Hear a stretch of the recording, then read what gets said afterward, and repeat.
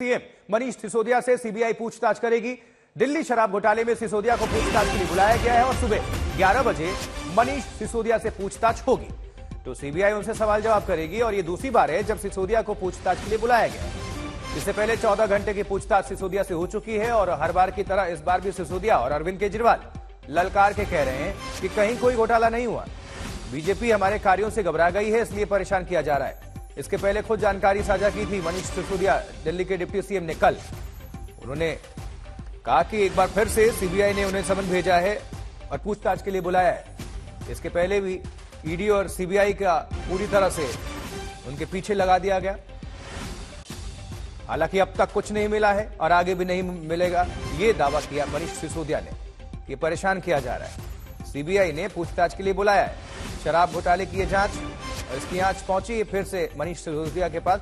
देखिए 17 अक्टूबर 2022 इनको बुलाया गया था, 9 घंटे सवाल जवाब किए गए थे। फिर 19 फरवरी यानी कि आज 11 बजे इनसे पूछताछ होने वाली है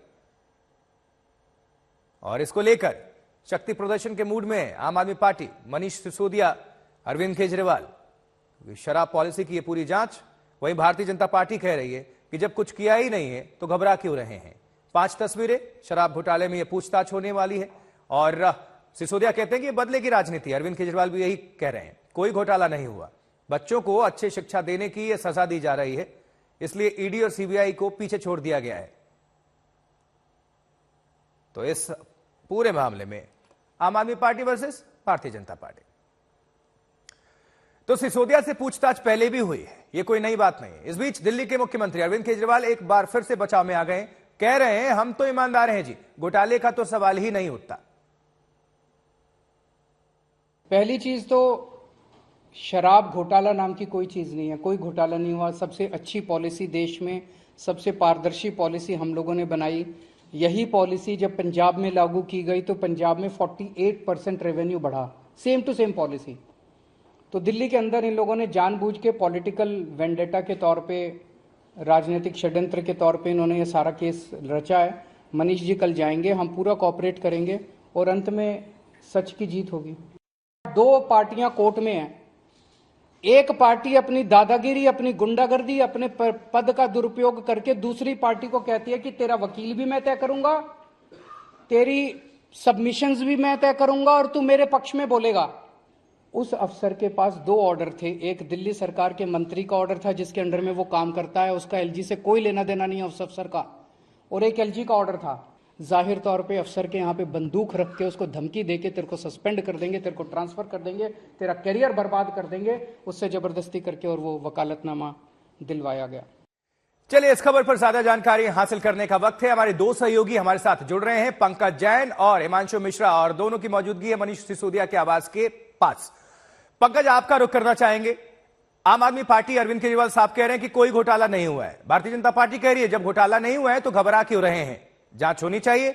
अब इस बीच मनीष सिसोदिया को कब बुलाया गया है और किस तरह की तस्वीरें सामने निकलकर आ रही हैं, और आज शक्ति प्रदर्शन की भी तैयारी चल रही है। देखिए, हम आपको तस्वीरें भी दिखाएंगे, लेकिन आपको बता दें कि हम मनीष सिसोदिया के घर के बाहर ही मौजूद हैं और 11 बजे मनीष सिसोदिया को सीबीआई ने बुलाया है, जो कि हमें सूत्रों के हवाले से जानकारी मिली है। और साथ ही साथ आज क्या शक्ति प्रदर्शन होगा, क्योंकि पिछली बार हमने ये देखा था कि मनीष सिसोदिया यहां से आम आदमी पार्टी दफ्तर गए, वहां कार्यकर्ताओं को संबोधित किया, वहां से राजघाट गए और राजघाट के बाद सीधे सीबीआई दफ्तर पहुंचे। काफी लंबी वहां पे पूछताछ चली, रात को घर आकर उन्होंने बयान भी दिया था। आम आदमी पार्टी और अरविंद केजरीवाल शराब नीति को लेकर अपना रुख स्पष्ट कर चुके हैं कि कोई घोटाला नहीं हुआ है। पिछले दिनों हमने हालांकि कोर्ट में देखा था कि जो बाकी लोग शराब नीति से जुड़े हुए जेल के भीतर हैं, उनकी बेल याचिका भी खारिज कर दी गई थी। लेकिन यहाँ तस्वीर देखिए, अरविंद केजरीवाल ने जिस तरह से ये स्पष्ट किया कि पंजाब में शराब नीति है, वहां फायदा हो रहा है, लेकिन दिल्ली में कहीं ना कहीं ये राजनीति का शिकार हो गई। अरविंद केजरीवाल कि इस बयान के बाद अब मनीष सिसोदिया के घर पर आज क्या स्थिति रहेगा, क्योंकि रविवार की सुबह है और जाहिर है मनीष सिसोदिया इस वक्त घर के भीतर ही मौजूद है। पुलिस यहां पे तैनात की गई है और यहां अगर आप देखें तो बैरिकेड लगा के यहां पर घर के आसपास छावनी बनाने की तैयारी है। तो थोड़ी देर में ये स्थिति, आशुतोष, साफ हो जाएगी कि क्या शक्ति प्रदर्शन होगा। लेकिन सीधे तौर पर आम आदमी पार्टी का जो निशाना है वो बीजेपी और केंद्र सरकार पे रहेगा और कहीं ना कहीं इस पूरे मामले में आम आदमी पार्टी यही कहते आई है कि शराब घोटाला जैसा कुछ हुआ ही नहीं है। तो आपसे कुछ देर में मनीष सिसोदिया सीबीआई दफ्तर के लिए रवाना होंगे और देखना होगा कि क्या जाने से पहले वो मीडिया से बात करते हैं। जी पंकज, बिल्कुल आप नजर बनाकर रखिए। हिमांशु, आपके पास क्या इन्फॉर्मेशन है? जिस तरह से पंकज बता रहे हैं और सभी ने देखा था कि पिछली बार जब आरोप लगा था और जब जाना था उनसे पूछताछ होने वाली थी, तब पूरी नुमाइश और शक्ति प्रदर्शन किया गया था। क्या पिछली बार की तरह ही इस बार भी इसी तरह की तैयारी चल रही है? देखिए, तैयारी पूरी है ऐसा लग रहा है, क्योंकि उन्होंने कल ही, जैसे ही उनके पास सीबीआई का सम्मन जाता है, पूछताछ में रविवार यानी आज के दिन 11 बजे बुलाया जाता है, उसके साथ ही उन्होंने खुद ही ये जानकारी सार्वजनिक कर दी। हमने देखा कि जब पूछताछ हुई थी, इनके घर पे सीबीआई पहुंची थी, रेड हुई थी, लॉकर्स की जांच की गई थी, लेकिन उस वक्त जब इस पूरे मामले की चार्जशीट दाखिल की गई और उसमें मनीष सिसोदिया का नाम नहीं था, तो उसके बाद आम आदमी पार्टी बेहद मुखर हो गई थी और लगातार कह रही थी कि देखिए, हम तो पहले ही कह रहे थे कि हमारे पास से कुछ नहीं मिला है और जबरदस्ती मेरे पीछे अधिकारियों को लगाया गया था। लेकिन उसके बाद जब इस मामले में और कार्रवाई बढ़ती है, गिरफ्तारियां होती हैं और कई लोगों की संपत्ति भी हमने देखा, जो शराब नीति से जुड़े हुए जो व्यापारी थे उनकी संपत्तियां भी कुर्क होती हैं।